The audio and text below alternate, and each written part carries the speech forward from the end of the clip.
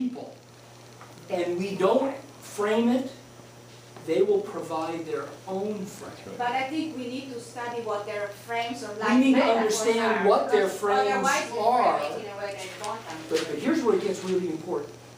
When you think about, for example, what happened with President Obama this week. Now, among many things that I'm involved in, I'm on the board of Freedom to Marry. And we've been working for 10 years on understanding the messaging that moves people and how to move different subsets of the population. There's a whole subset of the population that wants to have a religious response to the question of marriage equality. And those people need to be met religiously. And what the UUA was doing for the longest time was speaking legalistically about rights. And people who wanted to identify religiously didn't even notice. This gets back to, did you see the gorilla? They didn't even notice because they were focused on finding a religious understanding of marriage equality. And when religious communities weren't providing the pro-marriage equality reasoning, there was only one left. As UUs and others began to use the language of religion and the invocation of religion to move people, it began to work. And That was exactly my point. yes, that's why I offered that as the example. When we know that people want to identify on a cause religiously, we need to meet them religiously, or we can't move them. And one of the particular challenges of Unitarian Universalism is because we have so many people who came thinking they were escaping religion, there's a lack of desire among many of us to use religious language. Even among those of us who are clergy. When I train UU ministers for standing on the side of love, there's still a reluctance to identify religiously, even for members of the clergy. And I saw a bunch of hands, yes? So we make choices based on emotion, we justify our choices based on facts. But By appealing to facts. by appealing to facts. Yeah. So the facts are necessary, aren't they? But they're not sufficient. They're not sufficient, but you do need to have some facts in there so the feelings can be justified. We need the facts so that they can point to something. But what they point to is less important than the emotional reaction they had to the frame. But that suggests that sequencing is important. And we're going to get to sequencing in a minute, but Earl had a hand up and Kurt had a hand up. Susie. So the question I had is, you're sort of contrasting facts and emotions, but as I reflected a little bit more on the two examples you gave, Yeah. what do you do with the beast? You put it in a cage. What do you do with the virus? You try to cure it. And so, isn't there, it reminds me a little like the ba-ba-ba, this situation. You create an image, my mind reacts to that image more strongly than the words, because that's the overall frame. It's not necessarily a heartfelt thing, it may be, but it's more like, oh, it's a beast, we put it in a cage for our protection. And what Earl is pointing to is something that actually Lakoff speaks a lot about. And that is the power of metaphor to trigger worldviews. By the way, heartfelt is a metaphor. Yeah. Your heart doesn't feel it, something else feels it. Yeah, But exactly. heartfelt is a metaphor, and it triggered a worldview. But beast is a metaphor, and virus here is a metaphor. Nobody actually thinks there's some microbe. It's a metaphor for something. But the metaphor is a powerful framing device. And the way Lakoff defines frames, Lakoff defines frames as mental structures triggered by language or images that create a worldview. And when we trigger the worldview, we trigger all of the meanings that make sense within that worldview, and we shut out all of the meanings that don't make sense within that worldview. And that gets to the next slide, and that is that the frame determines the meaning of the facts. And the way Lakoff uses it, speaking in metaphor, when the facts are inconsistent with the frame, the facts bounce off, and the frame remains. And that means what we think of as common sense is that which makes sense within a frame. So let's take this example. Crime is a wild beast preying on the city. Crime is lurking in every neighborhood, therefore build schools. No. What's wrong with you? That doesn't make any sense. There you go again, you liberal who doesn't really have a view on the realities of what's going on. By the same token, crime is a virus that is infecting every neighborhood. Therefore build jails. What is wrong with you? That doesn't make any sense at all. What makes sense is what is consistent with the frame. And if you look at American politics, it's all a battle of framing. And each side said the other is stupid or immoral. But that's because we're each in our own frames, and we can't imagine what works in the other frame. That's Lakoff's whole project in politics, is to say we need to stop demonizing the other. The other's view makes sense within their frame. We need to understand that frame. And I think as you unpack those metaphors, Yeah. you think of the beast as having volition. You don't think of the virus as having volition, and therefore you want to cage the criminal and blame the criminal as opposed to recognizing the social ill that needs to be. That unpacked metaphor has a lot to do with how we understand other things. So if you're infected by the virus, it's not your fault. But if you decide to behave like a beast, that is your fault. At least we think so in the metaphor of beast. Susie, I saw a hand and her. Well, okay, so I don't know how important this is, but somehow it's important to me here. So what I'm seeing, though, as the impact of this is, as you say, frame or metaphor, not emotion. Emotion comes with As a result of the the frame. metaphor Yeah. or the frame that are created. That's right. Yeah. That's correct. Okay. Good observation. Okay. And what happens when the things overlap? Because I'm thinking about HIV in the world today, which is constructed both as a wild beast, and the people who have HIV are wild beasts because they're infected by a virus.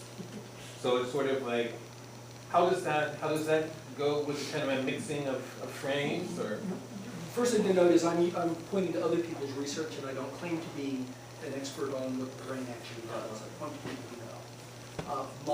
What I believe Lakoff would say there, something like, for the sake of analytic exposition, we make clear differentiations, but human life is messy, and that people carry multiple, sometimes conflicting frames around with them. And he uses that, for example, when he talks about the idealized family as the nurturing parent and the strict father. He says, well, in reality, most people are a mixture of both.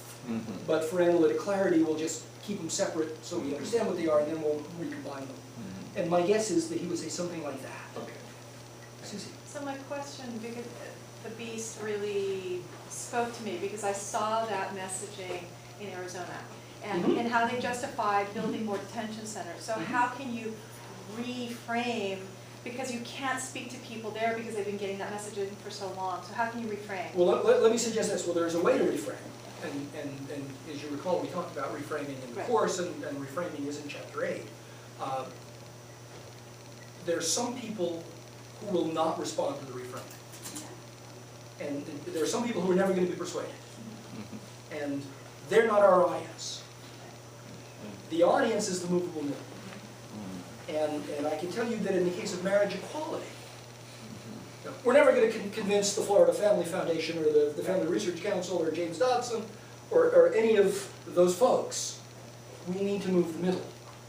And it's by moving the middle that we end up with policy outcomes. Frankly, it's by moving the middle that President Obama was comfortable enough in an election year to actually come out and say what he said this week.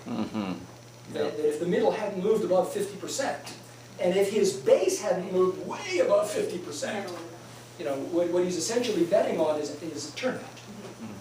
Whereas the people who are going to vote against him are going to vote against him anyway. And now it's up to the other side to use this to get turnout, but they were going to find other ways to get turnout anyway.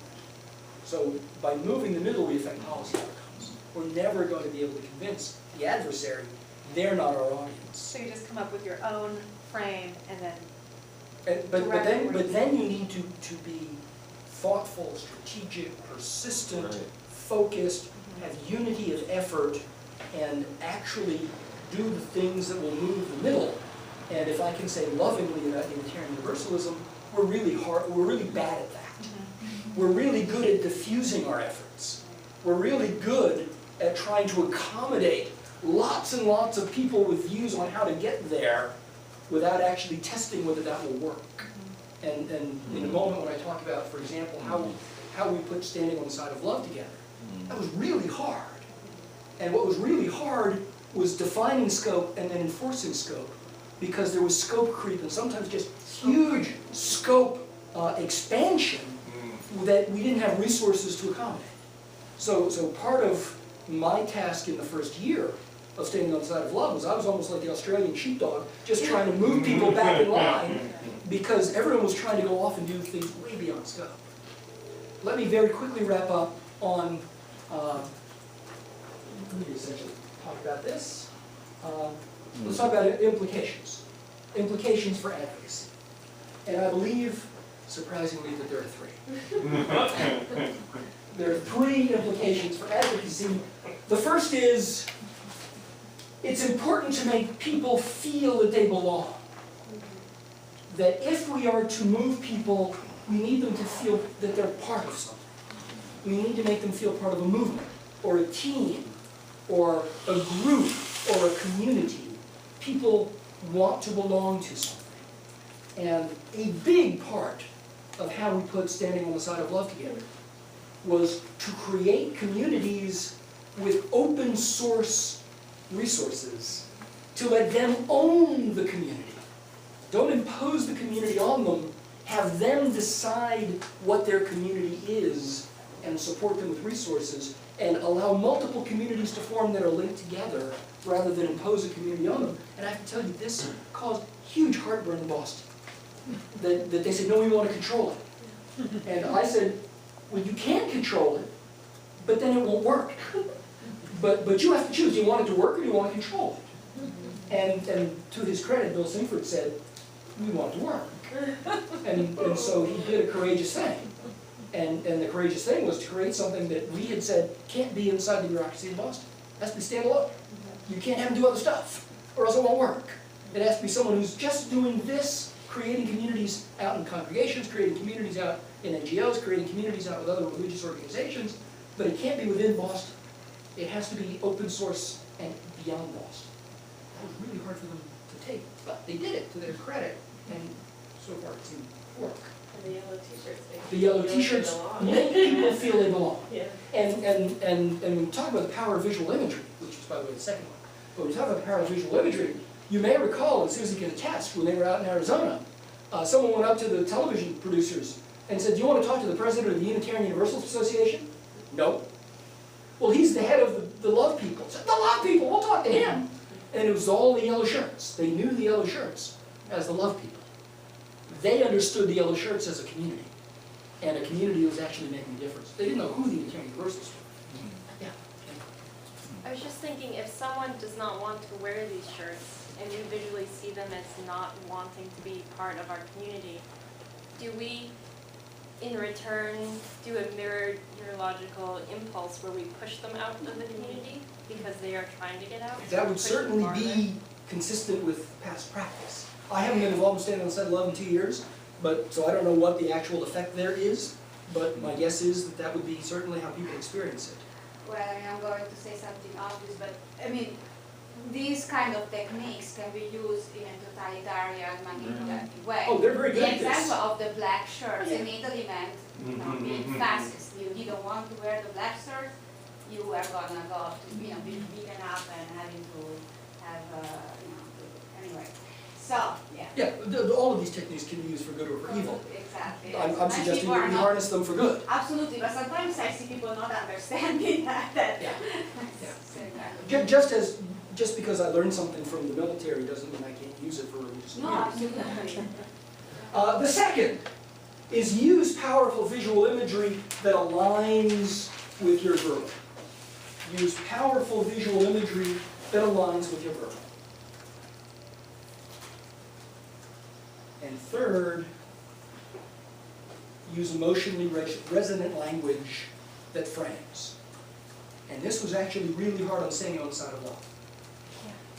The initial task that Bill Sinford asked me to do was to create a justice initiative to counter violence and oppression based on identity. And when I went back to him with a concept paper, and I said, if we are to do this, we need to use religiously grounded language that will be understood by people of many faith traditions. It isn't UU language, but it is language that will resonate emotionally and religiously. And there was a lot of pushback in Boston. No, let's talk about how it is unjust to target people based on their identity. And injustice is an argument to reason. Standing on the side of love begins with an argument to emotion. And to their credit, they went for it. But the third implication is use emotionally resonant framing language, and then have all of your visual imagery consistent with that. And by the way, live the values behind that emotionally resonant framing language. And frankly, I find it somewhat challenging that we banish people who disagree with us. That doesn't seem to be the spirit of standing on the side of love. But I'm not surprised that that's part of the human reaction. Because not only do we want to build communities, but human beings also want to say there's us and them. And if you're not with us, you're against us, and just because President Bush said it doesn't mean that we don't also say it. And so we need to be on guard for that as well. Anyway, all of what I talked about is contained within the pages of this slender volume, and you can get a lot more detail there, but I'd be very happy to take discussion or argument, or otherwise I want to be respectful of your time. I know that it is somewhat late. I've got all the time in the world, but I want to be respectful of you. For those of us who haven't been in your classes or haven't been exposed to his work previously, could you talk a little bit more about Lakoff and George Lakoff, his work, his he's right theories? across the street here. He's written many books, and I unbundled many of them in Chapter 8. I actually go through just about everything he's written. He wrote a book called The Metaphors We Live By, which is a big academic book, 600 pages. And it's all about how the human brain processes information based on metaphor. By the way, Metaphors We Live By is a metaphor. It's a pun. And he took the metaphors we live by and then distilled it in a political campaign in 2004. He was trying to get John Kerry to stop harming himself every time he opened his mouth, and didn't succeed. And he did what many academics do when you can't get a meeting with a candidate. He tried to get a meeting, tried to get a meeting, tried to get a meeting, couldn't get a meeting, he wrote a book. And his publisher said, okay, we'll publish the book, but for this to be at all commercially feasible, it has to be published in time to be in people's hands by the Democratic National Convention at the end of this month. That means it was July 2nd when they said yes. They had to be in people's hands by July 20th. So you need to have the finished draft ready to go to the printer by July 10th. So Lakoff wrote a very bad book. And it was a very bad book with some really good stuff in it. And it's called Don't Think of an Elephant. And then he took that really bad book and he turned it into a really good book called Whose Freedom? Whose Freedom? The Battle Over America's Most Important Idea. And that was published 2 years later. Don't Think of an Elephant might have been a better title, though. Don't Think of an Elephant, but regrettably, he hasn't thought it through. Elephant is also the image of the Republican Party. He didn't intend that. He intended something else. But I assigned, in our course, I assigned Whose Freedom? And I still require my NYU students to read Whose Freedom as well. But between the metaphors we live by, Don't Think of an Elephant, and Whose Freedom, you'll get all of them later. I'm learning many of the lessons that were in your course and in your presentation and the work I'm doing on climate. How would you message that? The first thing I would do is to acknowledge that I don't know enough about climate to message, because I want to talk to the people who have no views on climate and understand why, and then talk to people who do have views on climate, not only talk to people whose views have changed, and understand what moved them. So I don't know enough. What I give credit for Freedom to Marry is that they've done tons of research on what works with what communities and how to message and when to message and who the right messenger is, and when you do visual imagery and when you don't. They've gotten the messaging down really well. And I don't think there's been an equivalent campaign. Something close from George Mason and through Climate Access and a few other places. But if we're to message well, we need to take audiences so seriously that we listen intently. And I haven't listened intently to climate because that's not really one of my issues. My issues have been standing on the side of love and marriage equality and stuff like that. Since I teach ethics, I wanted to say, first of all, I have a class called Sources for Liberating Ethical Imagination, where we address all of this work, because in fact, that one of the issues of ethics as a discipline in the Western academic world is what heavily focused only on reasoning and how to explain that. One thing I wanted to say is often we speak about lack of, and I speak about lack of in my classes too, but one thing that I wanted to mention, actually, these points have been made for instance, by feminist theologians and ethicists well before Lakoff. Of course, yeah. So I just also wanted to challenge that a little bit, because actually there are, it's very interesting to see who gets named and who doesn't. Lakoff is the popularizer of it, at least recently in the political. Absolutely, but one of the issues is always that sometimes some white man gets portrayed as the one that had the great idea versus, there's a whole movement behind it. The other thing I wanted to say, also in terms of ethics and feminism, that the whole framework of ethics of care, that is a feminist framework, is also related to the point that you were making originally about empathy, and that it's also very interesting. But one final question, not that you have to answer now, is that my concern is, I really appreciate what you are saying, and I try to apply. I'm familiar with this kind of work. My concern, though, is that if this kind of work doesn't also go always hand in hand with a lot of critical thinking and serious grassroots educational work, it becomes only manipulation. And I'm thinking about the book of Chris Hedges, that is also someone that has been an honorary here as King, like The Empire of Illusions. It's like, what happened in the United States, I saw the same happening in Italy. Facts don't count anything anymore. It's only about framing. And that has a really negative effect on people. People are just, you pull out string here and there, and you push people's stereotypes and etc. And you win, but it's a false win, really. And when I look back, this book tries not to politicize. I'm told I don't succeed in not politicizing. But when I look back at the run-up to the war in Iraq, I see all of these techniques being used in the service of dishonesty. Right.